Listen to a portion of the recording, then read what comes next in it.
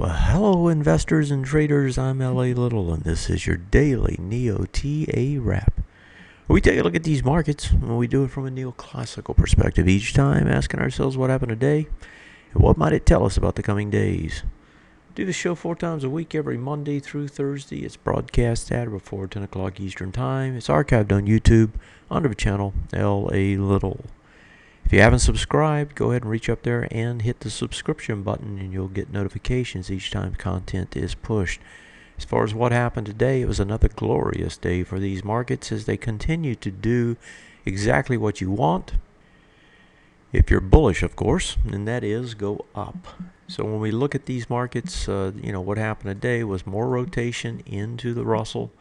You had the Russell pushing up another 0.75%, pretty much flat across the rest of the indexes. Overseas, you had some decent gains, right, around the world, in particular in Europe. We talked about Europe last night. It looked like it was ready to try to spike higher. Dollar was up larger, gave most of it up. Dollar still looks like it's consolidating at this point. Moving over to the charts, let's take a look at those and see what we got there. And actually, before I move into the charts, let me wish everybody a happy Thanksgiving. Tomorrow's off. Market's going to be closed. Friday's a short day. Have a great Thanksgiving week for those of you who are domestic and celebrate. And, of course, best wishes to all of our friends overseas as well. Moving into the markets now. The S&P 500. What does it do? Just hangs. Hangs at the high, a little doji, no volume.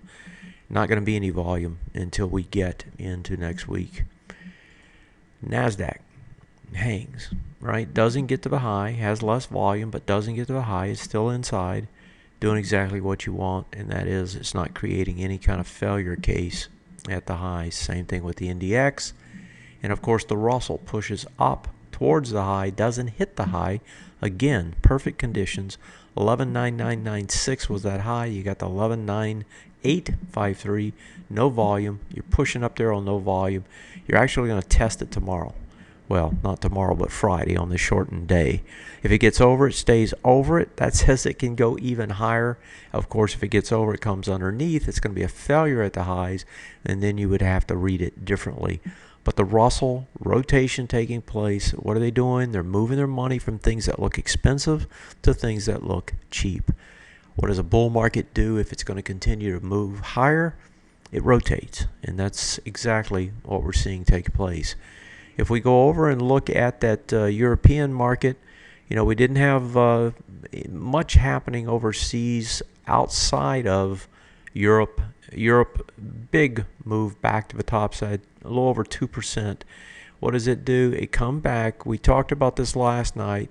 It did the bullish retest regen, held inside that, right? Had a little bit more volume than we would like, but not too much, and still less than what was over here.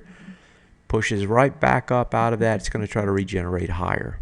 And what does that look like? Well, it looks like an ABCD structure, just like we've been talking about with the domestic markets, and that is that this is going to try to push up and push to a new high and fulfill some sort of a bullish ABCD structure to the top side. If we look at that weekly chart again, on the weekly there, you have the condition where it's been playing with this top of the breakdown bar. That was 11,113. You're at 11,086. You close at 69. Assuming you close over it this week, it's going to try to push even higher as a result. One of the things that the people that spend too much time thinking about volume is that this thing is rising on no volume, right? It doesn't matter if it's no volume until you get the test. And then the question is can you get over it even with less volume? If you can, it can keep going higher, right? It doesn't have to die because it has less volume. That just simply says that it's suspect, right? It has a little smaller percentage probability that it will continue. Instead of, 78%, it's going to have 76 or something, depending on what it is. And so when you're looking at these, don't get so hung up on the volume. Yeah, volume's important in that it gives you, a better indication of the durability of the trend. but it doesn't say the trend has to fail. So don't make the mistake of what others do and assume that a light volume push, right, guarantees a failure, because it doesn't. It does say that more than likely it's going to come back and retest at some point, but it doesn't say it's going to fail, right? Especially if it gets over it and stays over it, right? Whatever that key area is that it gets over. And right now, this one is getting over one of those key areas. So domestically, indexes look fine. Sectors, same thing.